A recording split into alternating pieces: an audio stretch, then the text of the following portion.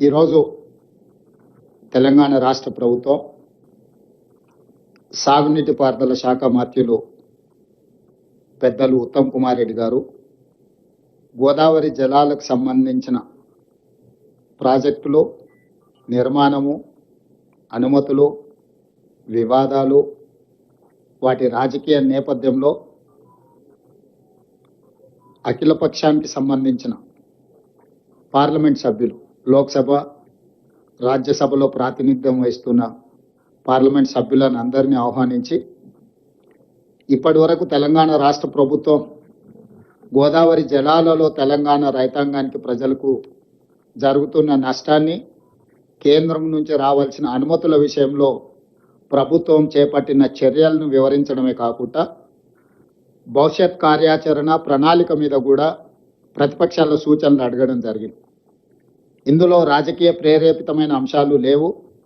రాజకీయ ప్రయోజనాలకు తావు ఇవ్వకూడదన్న ఆలోచనతోటి ఈ సమావేశాన్ని మంత్రి గారు ఏర్పాటు చేసి, ఈ సమావేశానికి ముఖ్యమంత్రిగా నన్ను, కేంద్ర మంత్రిగా కిషన్ రెడ్డి గారిని, కేంద్ర సహాయ మంత్రిగా బండి సంజయ్ గారిని, బీజేపీ పార్లమెంట్ సభ్యులను, బీఆర్ఎస్ పార్లమెంట్ సభ్యులను, ఎంఐఎం పార్లమెంట్ సభ్యులను, కాంగ్రెస్ పార్టీ పార్లమెంట్ సభ్యులను అందరిని కూడా ఆహ్వానించి సుదీర్ఘంగా అంశాలను అన్నిటిని కూడా వివరించడం జరిగింది.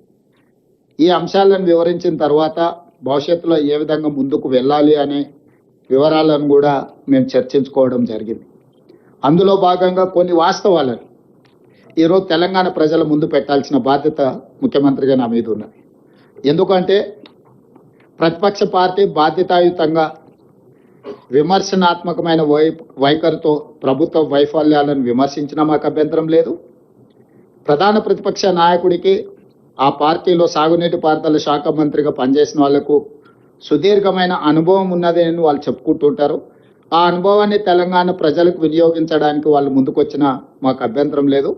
వారు ఇచ్చిన సూచనలు తీసుకోవడానికి కూడా మాకు ఎలాంటి అభ్యంతరం లేదని వివిధ సందర్భాలలో, అది శాసనసభలో కావచ్చు, బహిరంగ సభలలో నేను, మా మంత్రివర్గ సహచరులందరం కూడా వివరించడం జరిగింది.